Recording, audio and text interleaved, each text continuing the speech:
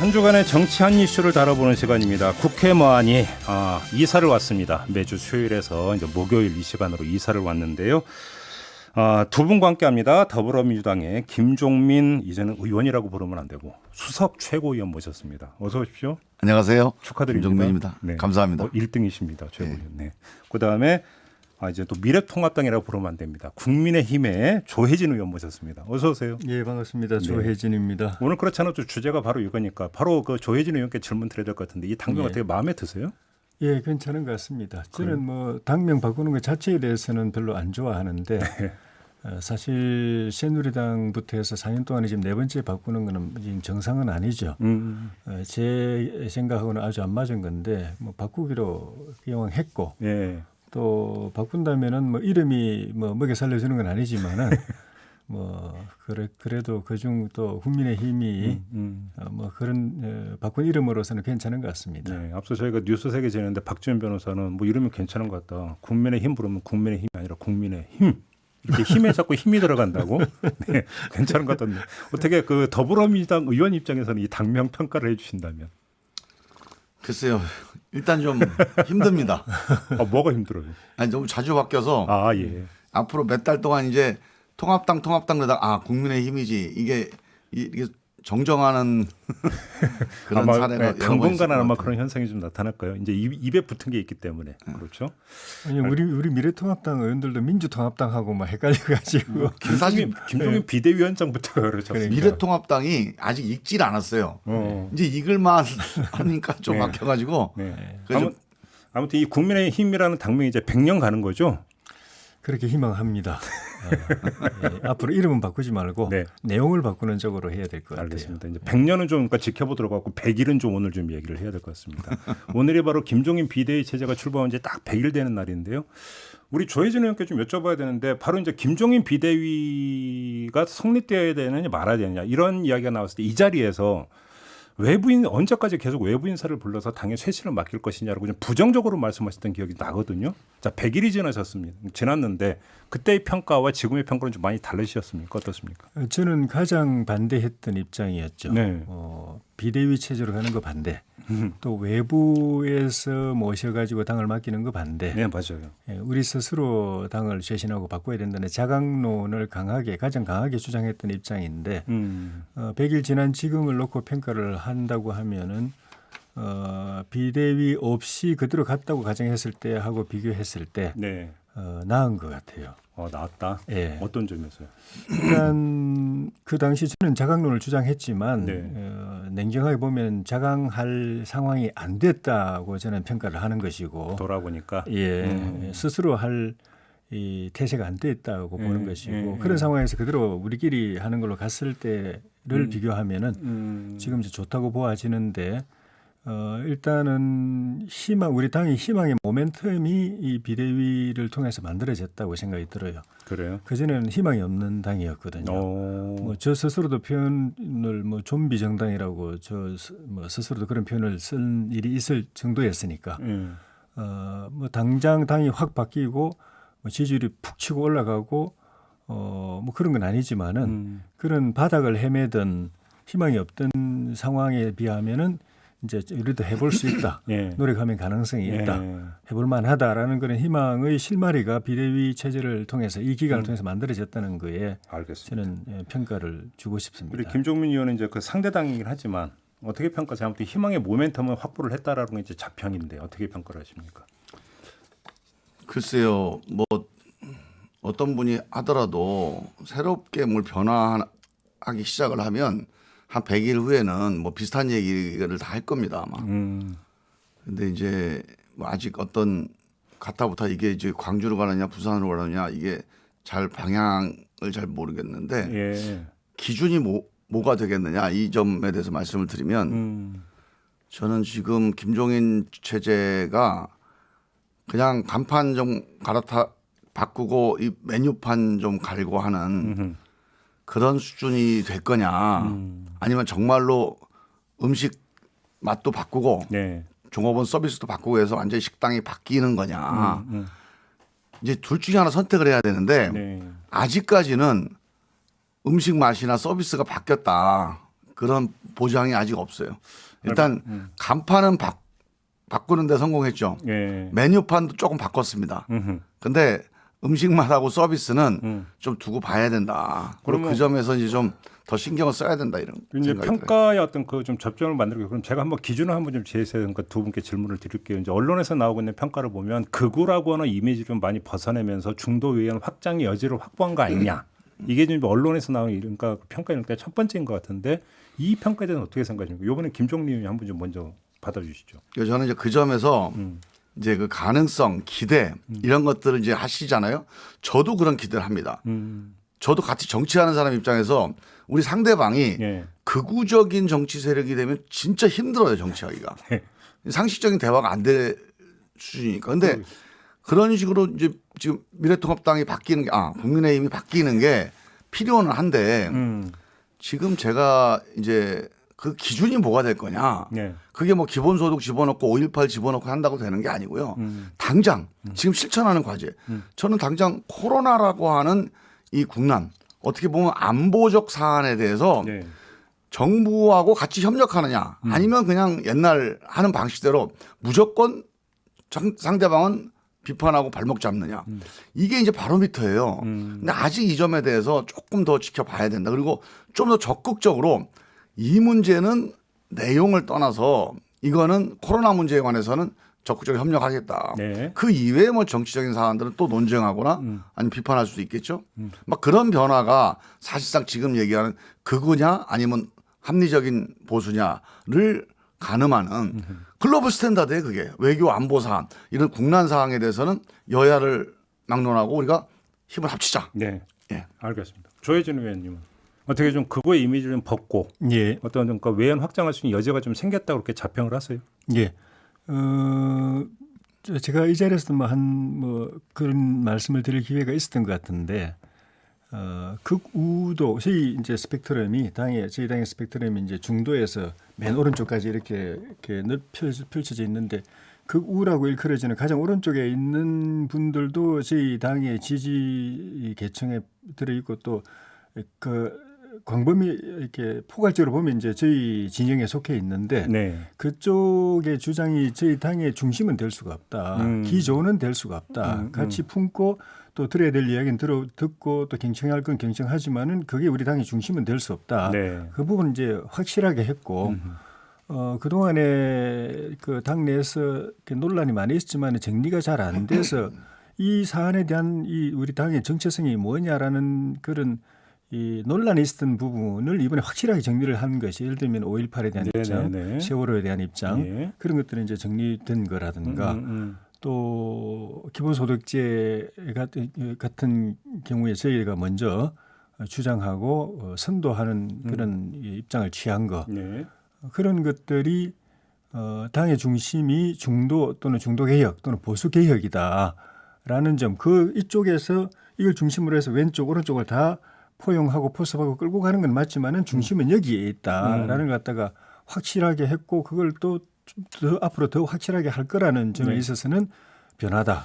그럼 조금 전에 김종민 의원은 어떤 선언이 중요한 게 아니라 실천이 중요한데 결국은 실천에서 그러니까 변했는가 안 변했는가를 보기 위해 그러니까 첫 번째 지금 그 리트머스 시험지 비슷한 게 이제 코로나 대응에 대해서 예. 어느 정도로 그러면 합리적인 태도를 견제하는 이건데 잘 모르겠다고 이야기를 했거든요. 어떻게 받아주시겠습니까? 코로나 대응은 그냥 이념의 문제가 아니죠. 뭐 중도냐, 뭐 극우냐 이런 물론이죠. 차원의 문제가 아니고 말씀하신 대로 국난의 문제고 나라가 처한 위기를 극복하는데 여야가 같이 힘을 모아야 된다는 점에 있어서는 똑같죠. 예. 다만 이제 어쨌든 키를 쥐고 이 위기를 극복하는 주체는 정부 여당이기 때문에 정부의 여당이 권력을 가지고 또 제도를 가지고 국가기관을 가지고 방역 그 기구를 가지고 대처하는 거는 이제 정부 여당이 하는 것이고 우리는 그걸 이제 평가하고 조언하고 네. 또 대안을 제안하고 하는 그런 입장이기 때문에 그런 측면에서 정부가 대처를 잘 못하는 부분에 대해서 비판하는 건 당연히 우리의 역할이고 그리고 또 대안도 제시하고 하는 그 역할은 충실히 하고 있다고 생각합니다. 알겠습니다. 김종민 의원님. 그 점에서는 이제 제가 약간 좀 더 진도를 좀 나가보면 예. 저는 뭐 가능성은 있다고 봅니다. 뭐 그냥 우리 김종인 체제가 뭐 이 점에서 그냥 껍데기만 바뀌었다 이렇게 이제 폄하하고 싶은 생각은 없는데요. 예를 들면 이런 거죠. 코로나 문제는 우리가 이제 제가 자꾸 안보 사안이라고 얘기를 하는데 우리 국민들의 생명 안전에 관련된 문제거든요. 사실은 이게 이제 정쟁이나 이념의 문제가 아니에요. 네. 그런데 이제 이런 문제를 다룰 때 일단 기본적으로 대통령이 사령관이잖아요.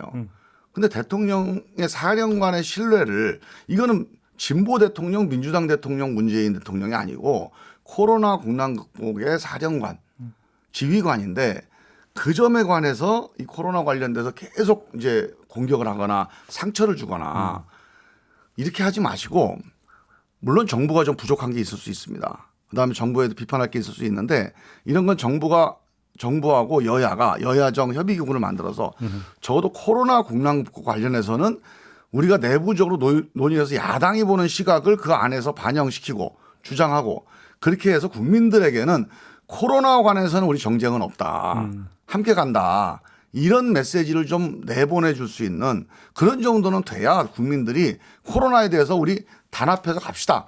우리 코로나 방역 방침은 우리 이제 혼선이 없다. 이런 신뢰를 갖게 될 수 있거든요. 우리가 외국에도 보면 저 미국이나 뭐 유럽 같은 데서도 안보 문제가 터졌을 때 야당이 우리는 정부에 협조하겠다. 이런 선언들을 하는 걸 볼 때 우리 기분 좋지 않습니까? 그거 보고 아 잘한다 이런 느낌 들잖아요.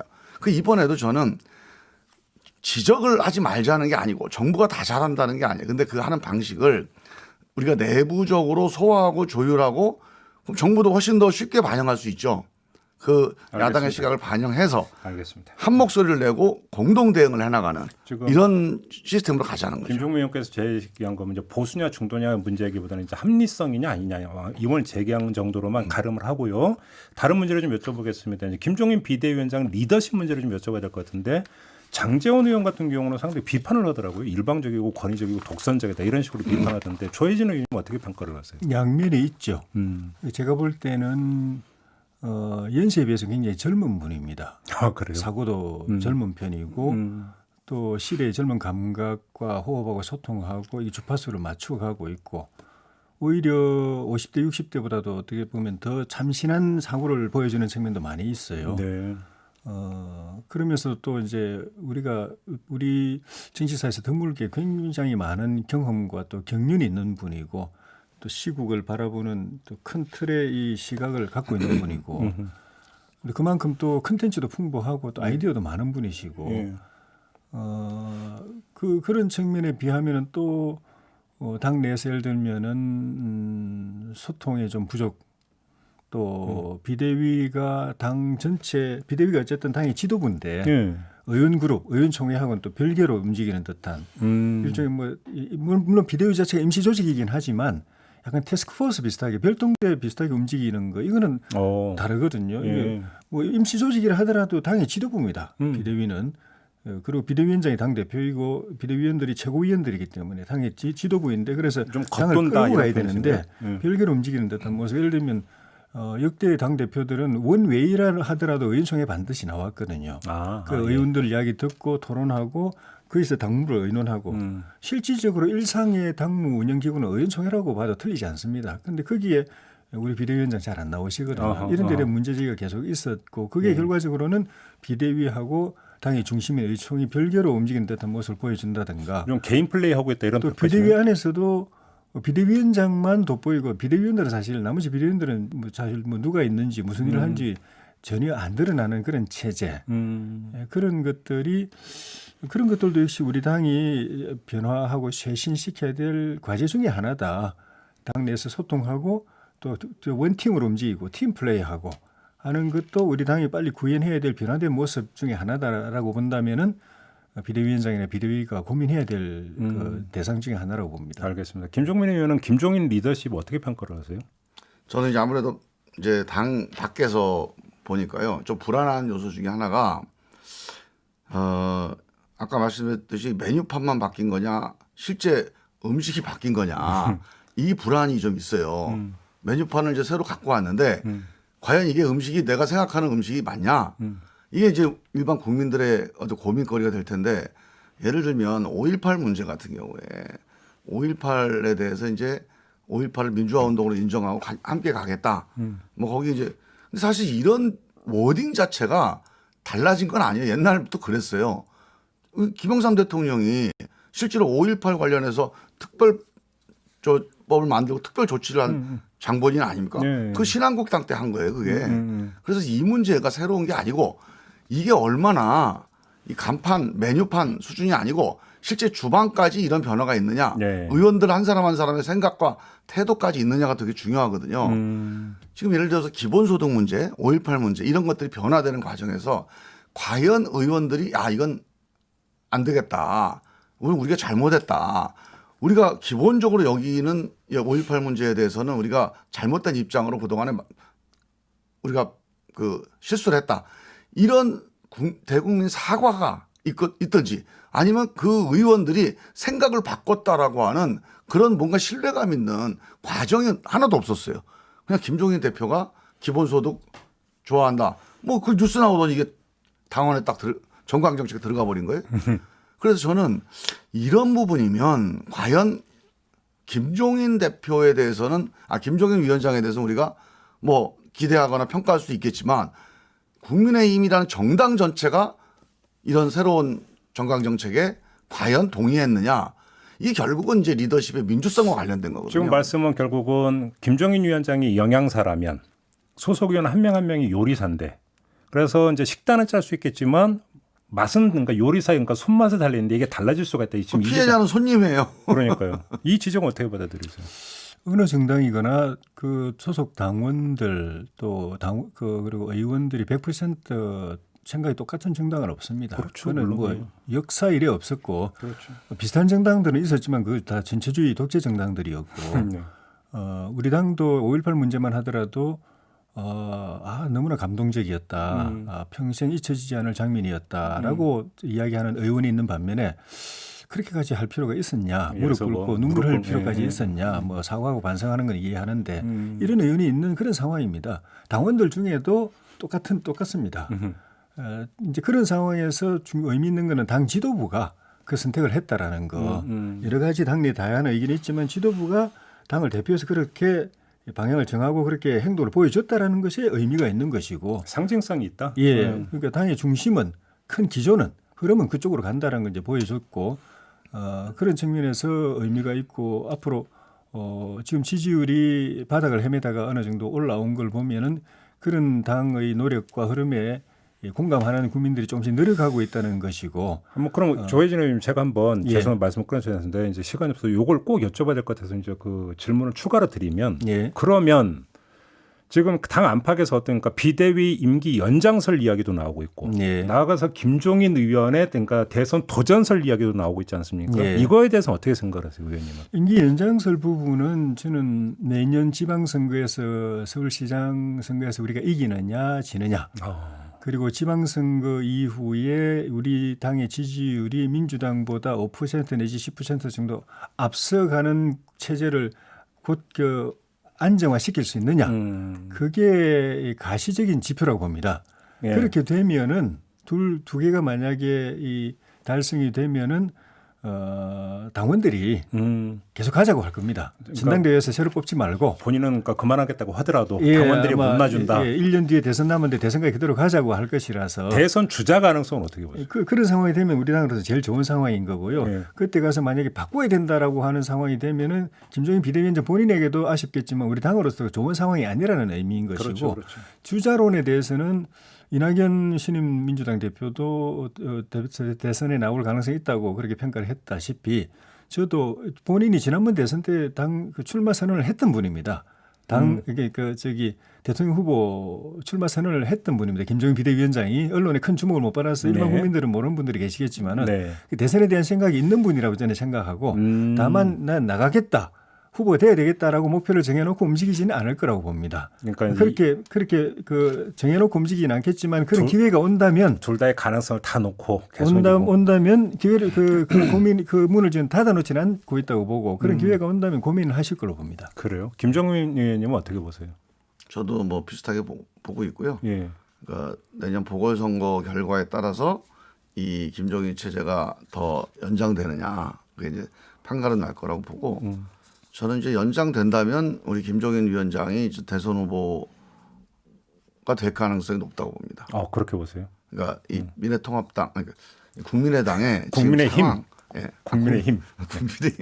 국민의힘의 네. 지금 현재 상황이나 인적 자원으로 볼 때 예.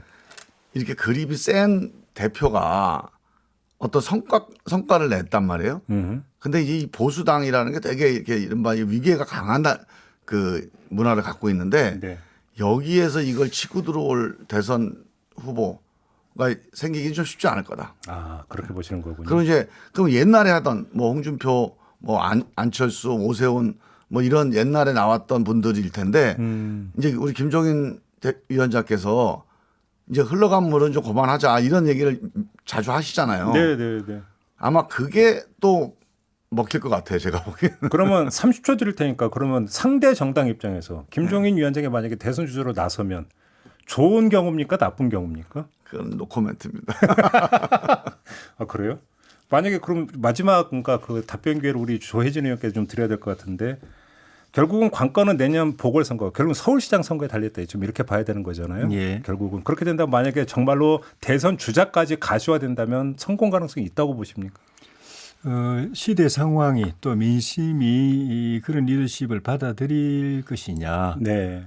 보다 젊고 역동적인 리더십을 선호할 것이냐라는 부분 하나 하고, 어쨌든 김종인 비대위원장이 경륜이 있는 분이지만은 지금까지는 그 경륜이 리더로서의 경륜이라기보다는 그렇죠, 각 그렇죠. 당이 어려움이 처했을 때 가서 해결해주는 그렇죠. 해결사로의 그 경륜인데, 그 이제 대통령 리더잖아요. 그렇죠. 그 리더로서의 경륜으로 탈바꿈을 하실 수 있는 것인가? 국민들이 그렇게 볼 수 있을 정도로 변화된 새로운 리더십을 보여줄 수 있을 것인가? 네. 또 그때까지 지금까지는 당이 뭐 지지율도 별로 안 오르고 헤매고 있어가지고 좋은 인물들이 안 나타났지만은 당이 뭐 이렇게 경쟁력이 생기면 많은 인물들이 지금 이제 등장할 거라고 보여지는데 그렇죠. 그때까지도 그 새로운 인물이 안 나오느냐 아니면 좋은 인물들이 이제 경쟁적으로 치고 나오느냐 그런 것들도 변수가 될 걸로 보여집니다. 알겠습니다. 그러니까 이제 먼 미래 이야기니까 요거는 일단 한번 그 체크만 하고 넘어가는 걸로 하고 오늘 순서는 좀 이렇게 마무리를 하도록 하겠습니다. 지금까지 국민의힘의 조혜진 의원 그리고 더불어민주당의 수석 최고위원이신 김종민 의원과 함께했습니다. 고맙습니다. 고맙습니다. 예, 감사합니다.